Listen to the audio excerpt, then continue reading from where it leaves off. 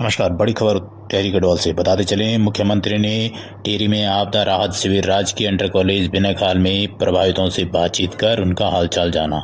इस दौरान उन्होंने आपदाग्रस्त गांव तिनगढ़ का भी किया स्थलीय निरीक्षण।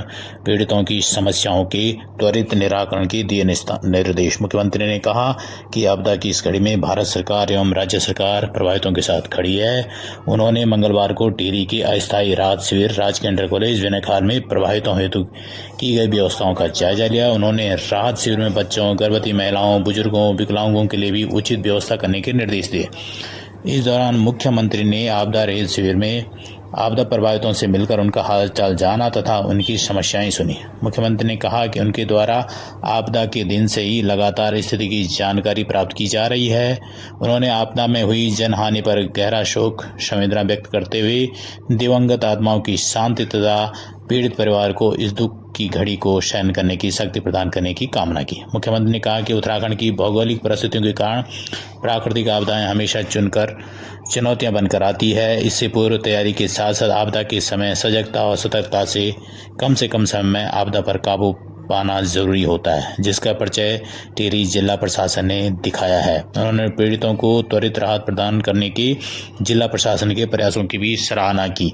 मुख्यमंत्री ने कहा कि आपदा की इस घड़ी में भारत सरकार, राज्य सरकार प्रभावितों के साथ खड़ी है। तिनगढ़ गांव के विस्थापन की कार्रवाई शुरू हो गई है। अन्य गांवों का सर्वे कर योजना बनाकर कार्य किया जाएगा। आपदा से क्षतिग्रस्त हुई सुरक्षा दीवार, स्कूल, पुल, तटबंध आदि कार्यों को शीघ्रता से किया जाएगा। आपदा सुरक्षा कार्यों में धन की कमी नहीं आएगी। उन्होंने आपदा के इस कठिन समय में सभी से धैर्य के साथ एक दूसरे का सहयोग करने की बात कही। मुख्यमंत्री अधिकारियों को खतरे की जद में आने वाले मकानों को लेकर सजग रहने के निर्देश दिए। आपदा की इस घड़ी में जनप्रतिनिधियों को भी हर संभव मदद करने को कहा। आपदा प्रभावितों को कोई दिक्कत न हो तथा उनके जनजीवन को पूर्व की भांति पटरी पर लाना हमारी प्राथमिकता होनी चाहिए। जिलाधिकारी मयूर दीक्षित ने बताया कि तिनगढ़ गाँव के पुनर्वास विस्थापन की भूगर्भीय सर्वे कर लिया गया है तथा सैद्धांतिक स्वीकृति भी मिल चुकी है। भूमि चयनीकरण की कार्रवाई की जा रही है। जमीन उपलब्धता के आधार पर धीरे धीरे लोगों का पुनर्वास किया जाएगा।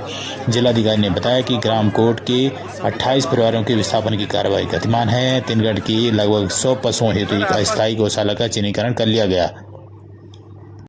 क्षेत्र के तिनगढ़, बंदी ऐसे अनेक गाँव में जो है जो आपदा आई है, राहत के सभी लोगों से मैंने बात की है। उन्होंने अपने कुछ मांगे भी रखी है, किस प्रकार से सुरक्षात्मक दीवार बनानी है, तटबंध बनाने हैं, यहाँ का विस्थापन होना है, उस सभी पर बात हुई है और सबके निर्देश दे दिए हैं कि जल्दी से जल्दी इस पर करना है। सर आसपास सब कार्रवाई हो रही है यहाँ जिले में, जो हमारे टिहरी जिले में कल इन्होंने पहले से ही यहाँ पर मैंने जो कि मैं लगातार यहाँ की मॉनिटरिंग कर रहा था, लगातार बातचीत कर रहा था माननीय विधायक जी से और हमारे यहाँ के जिलाधिकारी अन्य लोगों से, सभी लोगों से संपर्क में स्वयं था। मैंने कहा है कि तत्काल जो विस्थापन होना है उसकी कार्रवाई